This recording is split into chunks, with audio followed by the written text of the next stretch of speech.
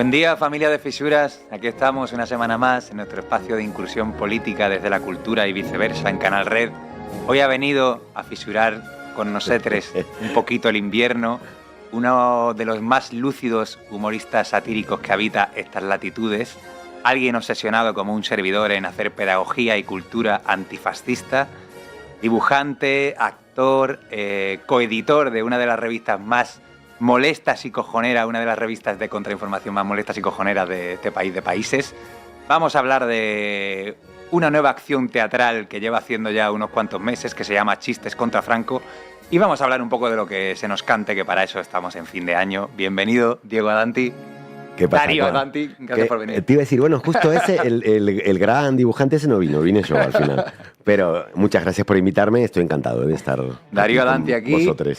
Vamos a empezar con los chistes contra Franco, ya que estamos terminando este año de 50 aniversario de su muerte. 50 años de la muerte del dictador, y decidís abordar los 40 años de dictadura genocida desde el chiste. Además, no son chistes que estén hechos ahora, sino chistes que ya se contaban en esa época. Entonces mi pregunta es, ¿había fuerzas con tanta miseria, tanta injusticia para hacer chistes en España en aquella época? Es curioso, no sé si tiene que ver con un espíritu muy ibérico, llamémosle, pero no sé de otras dictaduras donde hayan sobrevivido tantos chistes populares. La idea esta empezó porque con Eugenio Merino, artista amigo, el que hizo a Franco dentro de la nevera de Coca-Cola, la cabeza de Netanyahu y otras cosas, queríamos hacer algo con los chistes populares porque había varios libros de chistes populares que se contaban durante el franquismo clandestinamente. Y queríamos hacer algo con ello porque nos parecía que por dos cosas. Primero, porque había como una especie de desprestigio del humor, porque a través de las redes sociales el humor empezó mucho a usarse más para, por ejemplo, bullying, para hacer como una especie de bullying. Lo vemos toda la ultraderecha de redes, se utiliza mucho el humor chungo, la ironía y tal, en un plano eso, como muy de bullying, por así decirlo. Y entonces, claro, había habido mucho cuestionamiento de los límites del humor, si se puede o no hacer sobre esta cosa o la otra. Y la propia derecha cuestionaba que la cultura woke, la izquierda y tal, la corrección política, ya no se puede decir nada, ya no se puede hacer chistes de nada. Y entonces nos gustaba reivindicar el humor, primero como resistencia antifascista, y demostrar que la verdadera corrección política es la de la dictadura de Franco, que ellos tanto alaban, porque realmente que no pudieras contar un chiste porque te llevaban a la DGS en Sol y te torturaban por un chiste, eso es corrección política de verdad, y eso es cultura de la cancelación real. Y pasó durante la dictadura de Franco. Entonces queríamos hacer un homenaje a los que se la jugaban contando chistes, incluso se los inventaban, y lo que hicimos fue crear una obra en que contamos toda la dictadura a través de fragmentos de libros de historia para que sepas qué pasaba en ese momento, tantos muertos, tantos represaliados, y eso lo hace Ana Alonso, mi compañera Ana Alonso, y yo voy contando los chistes que se contaban en ese momento. Y han sobrevivido como más de 100 chistes. Nosotros al final usamos como unos 60, creo, o algo así. ¿Y cómo llegan estos chistes a vosotros? De libros. Sí, ¿no? O sea, ¿fuisteis en busca de ellos o fue que os llegaron unos chistes? En realidad con Eugenio Merino ya éramos muy fan de un libro que se llama Chistes sobre Franco, que salió en el año 78. Luego hay otro que se llama Nos reíamos ayer, creo. Luego, y en otros libros de historia comentan chistes. Y se dice que a Franco le gustaban y le gustaba que se los contaran. No sé hasta qué punto eso es real, porque muchas veces hay una especie de blanqueamiento de la dictadura como dicta blanda, y por eso nosotros no solo contamos los chistes, sino que contamos el contexto, ¿no? O sea, fragmentos de relatos de torturados, etcétera, para que veas que no era una risa la dictadura, ¿no? Y entonces llegaron muchísimos chistes y era, digamos... Y después, a partir de que empezamos a hacer el show, gente mayor que nos viene a ver nos cuenta chistes a la salida, y entonces le vamos agregando chistes. Hay como una parte, habrán sido como 6, 7 chistes que se los hemos agregado después porque nos los contaban. Tú como humorista satírico, además ahora que tienes esta obra, ¿no?, de chistes, ¿qué perspectiva del asunto crees que aporta el chiste que quizá otras no puedan? O sea, por ejemplo, ¿no? Algo tan crudo como la dictadura. Yo creo que en realidad no es una obra de teatro exactamente, le llamamos una acción teatral de memoria histórica, porque nos dimos cuenta de lo siguiente, si solo contábamos los chistes, no solo parecía un blanqueamiento que la dictadura no fue tan heavy, porque al final, mira qué gracioso, sino que además los chistes no hacían gracia porque, voy a hacer un spoiler, Dale. cada vez que me invitaron a charlas para hablar de los límites del humor y la gente se devana los sesos de cuál es el límite del humor, cuáles son los límites del humor, yo no lo digo a esto porque si no me dejarían de llamar a tertulias. Entonces, para aquí lo voy a decir. El humor tiene un límite concreto, que es el contexto. Si pasa el contexto ya no hace risa. Entonces, claro, había muchos de esos chistes que no hacían risa si no contábamos lo que estaba pasando exactamente ahí. Los muertos por tuberculosis, la represión al colectivo LGTBI, etc. Y entonces, escuchar lo que pasó de verdad y luego contar el chiste te produce más risa porque se convierte en una catarsis, digamos, ¿no? Que en el fondo creo que es lo que resulta, digamos, después de 40 años de dictadura, los que vivían antifranquistas en la España franquista, al final el chiste era eso, era una catarsis, ¿no? Era una especie de venganza simbólica. Estuve viéndose el otro día y me reí muchísimo, pero hubo un momento que además, o sea, uno de los chistes que más han perdurado en este sentido han sido los de Carrero Blanco. Sí. Y hubo un momento que cuando hicisteis un chiste de Carrero, hubo un hombre que se levantó y se fue. Claro, yo no sé si es que iba al servicio o qué, sí. Pero claro, hubo un momento de tensión porque sí, a mí también me sorprendió. Porque digo, claro, ¿qué va a hacer? ¿Le va a pegar o qué va a hacer? Te voy a tirar. Sí, ¿Os ha pasado algo así en alguna función? Nos ha pasado que alguien nos comentara que ya los chistes de Carrero no le habían incomodado un poco. Pero en general la gente se los toma muy bien, porque creo que al revés, te ríes del atentado a Carrero, porque en realidad está significando una venganza simbólica contra un tío que era el llamado a ser el continuador de la dictadura. No estamos hablando... Lo que pasa es que tenemos todavía, por cómo fue digamos, el funcionamiento de ETA ya en democracia, tenemos muy asociado... Si ETA se hubiera disuelto en 1975, quedarían ahora como una resistencia, digamos, ¿no? Pero como claro, después siguieron matando civiles, lo del hipercore y todo esto que es terrible, todavía hay gente que no le... digamos que le cuesta mucho separar que el atentado a Carrero fue otra cosa, fue un acto de antifascismo, digamos, ¿no? Y que en una dictadura, como no digamos, los derechos humanos no cuentan un marco legal y constitucional, pues entonces tampoco puede ser criticable un atentado a un dictador, ¿no? Claro. Y yo creo que de hecho, fue tan importante el atentado de Carrero Blanco en los antifascistas que vivían en la España franquista, que justamente es una de las cosas que más chistes hay. Nosotros contamos como 10. Sí. Y son todos anónimos, y no nos hemos inventado ni uno. Sí, yo eran los únicos que me sabía más o menos, claro. Eran los de Carrero, sí. Bueno, dices que hay quien dice, ¿no? También para un poco blanquear, ¿no? Que a Franco le hacían gracia algunos de estos chistes. Entonces tú fuiste a comprobarlo, me han contado que fuiste a Mingo Rubio nada menos a hacer el show. ¿Cómo fue esto? En plan, ¿cómo fue esa...? Fue una idea de Eugenio, que Eugenio como es artista y tiene esta cosa más de conceptual, digamos, él se le ocurrió, tenemos que ir un día y contar todos los chistes, no el show, no las partes históricas, sino los chistes en la tumba misma de Franco. Porque ahí sí que se produce la catarsis real de hacerle escuchar al dictador los chistes que se contaban clandestinos sobre él. No se rió tanto, ¿no? No se rió, ¿no? Y también doy fe que yo que soy ateo, tampoco se escuchó de Ultratumba 1. Nada.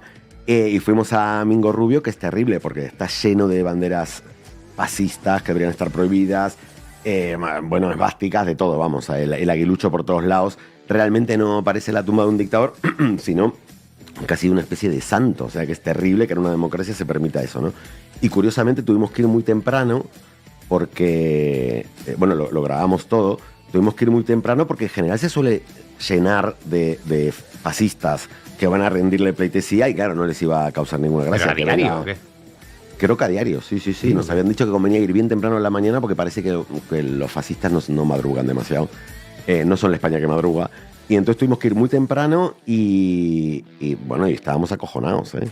Porque imagínate, encima me decía Merino, claro, yo imito la voz de Franco, y me decía, me hace tanta risa que un argentino imite la voz de Franco, hay algo como de doble insulto en el acento extranjero imitando a Franco. Le hubiera jodido más que fuera un sudamericano el que... Sí, total, imagínate todo, claro, imagínate si venían todos los neonazis y si veían a un sudaca contando chistes de Franco en la propia tumba de Franco, creo que es la mayor herejía. Y la verdad que estuvo guay, ¿eh? Lo que no soy nada valiente, estaba acojonado, pero oye, lo hicimos y hicimos una pieza grabándolo entero que quedó muy guay y casi como una especie de recuerdo del 50 aniversario de la muerte del dictador. Lo has tocado antes un poquito, ¿no? Eso de que esa gente que habla de cultura de la cancelación, ¿no? Sí. Que además lo hacen desde espacios ultravisibles, ¿no? En programas en mainstream, se atreven a decir que no se puede hablar de nada, que te cancelan con cualquier cosa. Parece que se han olvidado, ¿no? De esa cultura de la encarcelación, que a eso sí que era cancelar de raíz, ¿no? Sí, y aparte que todavía sigue, me refiero.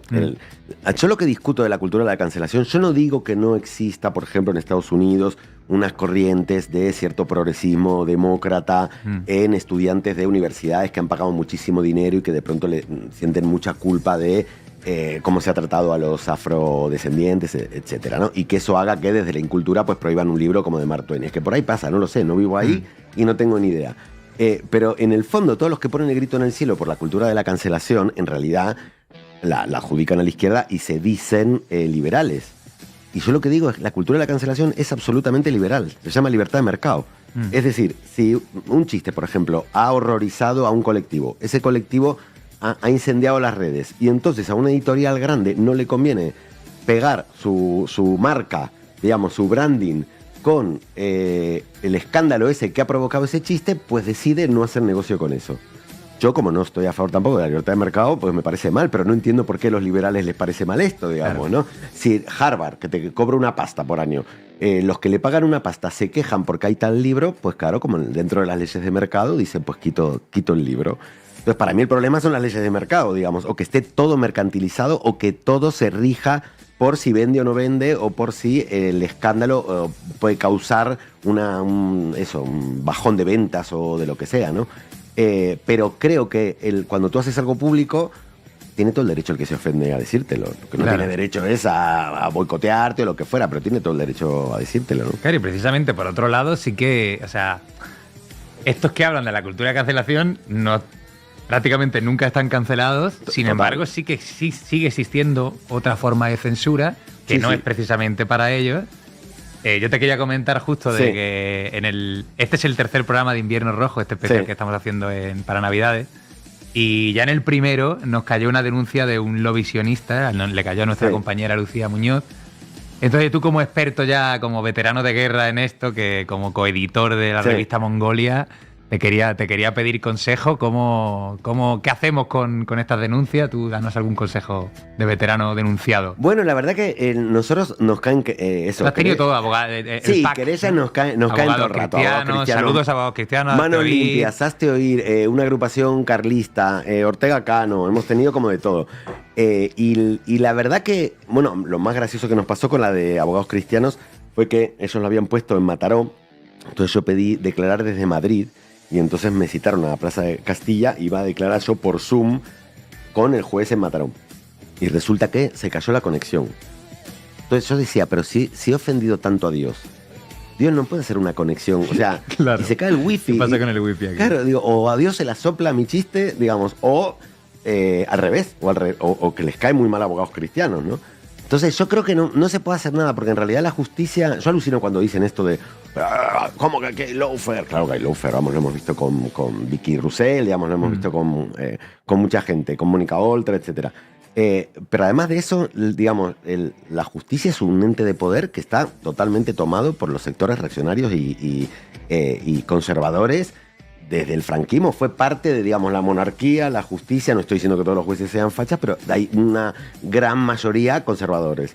Y entonces estos grupos saben dónde poner la querella. Y saben dónde poner la querella y en general, aunque te la terminen, digamos, archivando, porque es ridículo, digamos, porque la libertad de expresión está consagrada en la Constitución y eso tiene que respetarse.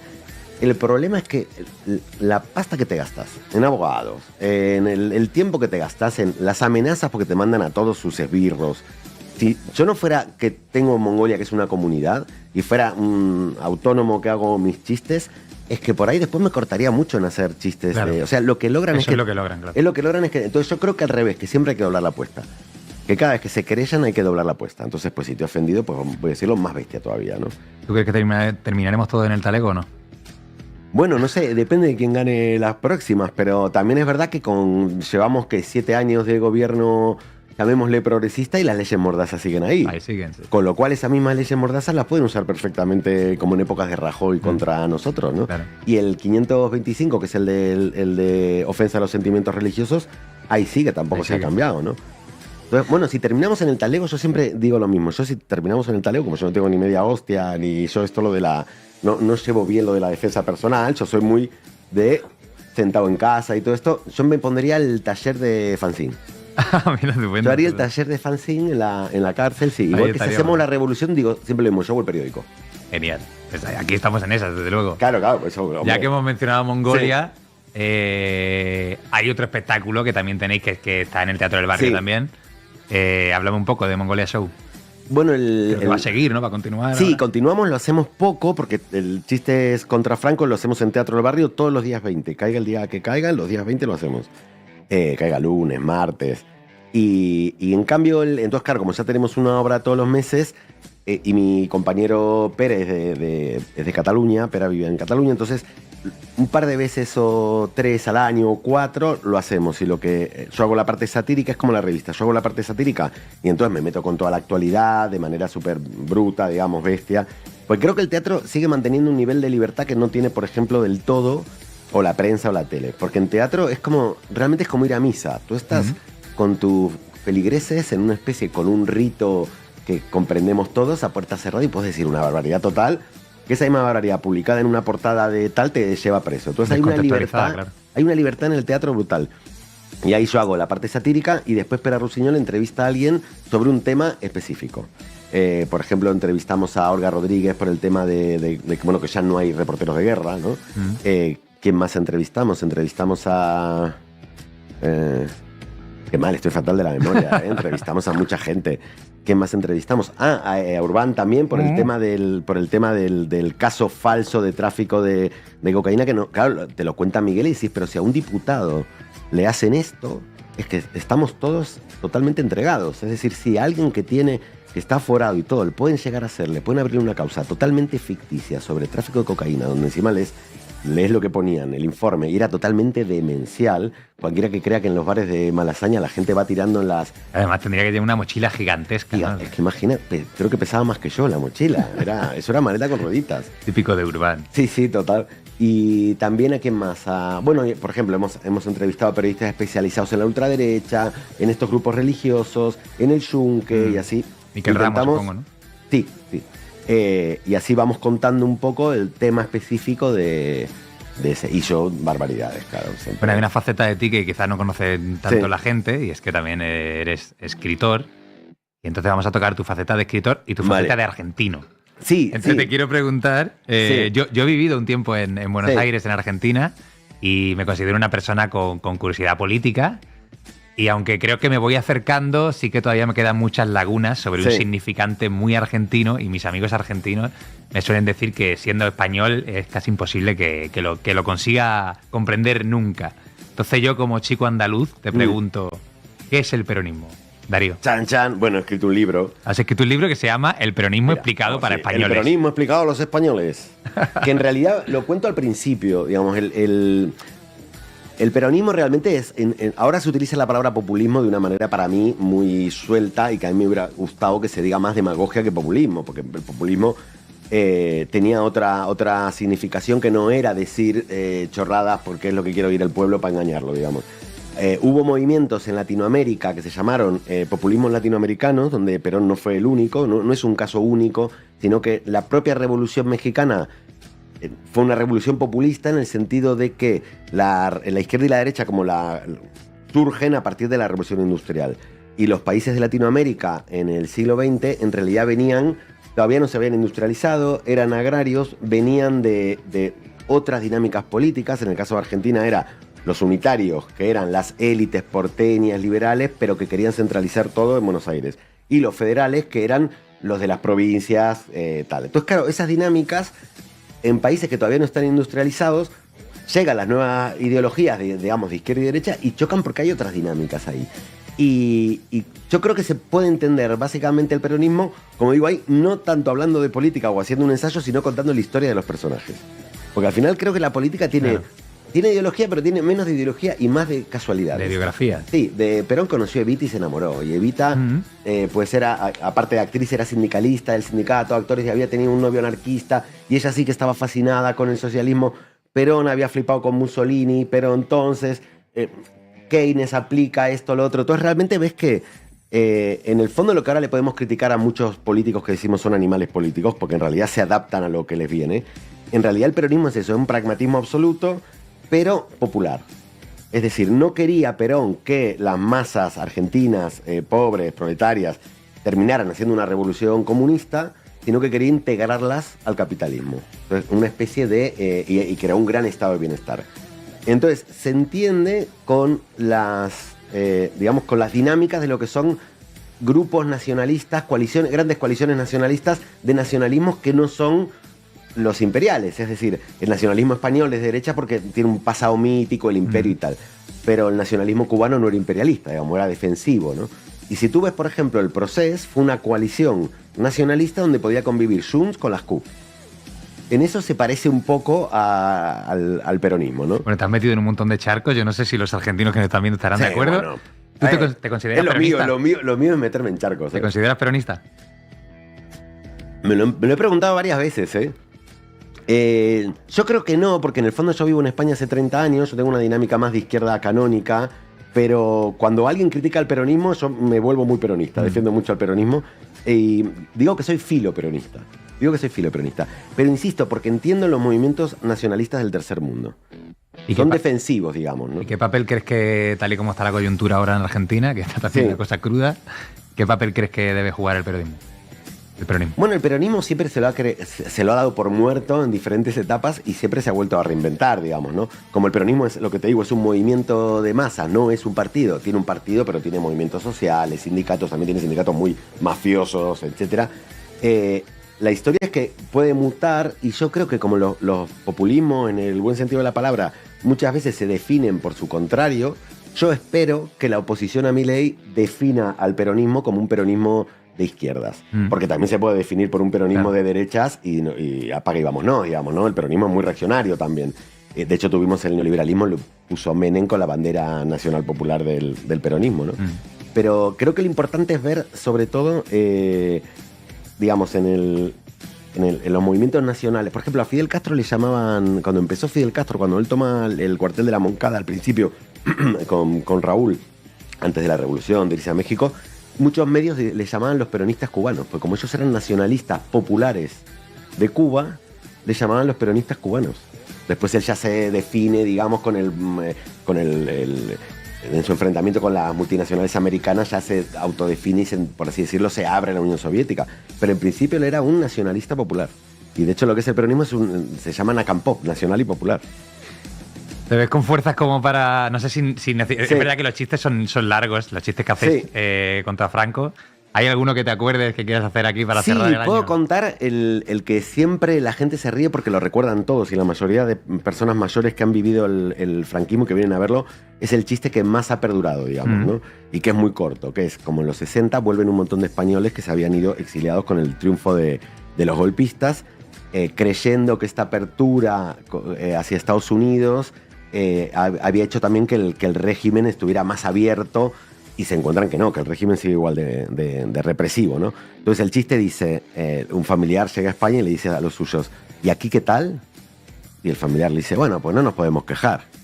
Ah, entonces bien, ¿no? Dice, no, que no nos podemos quejar. La verdad que sí, me reí mucho de este, sí.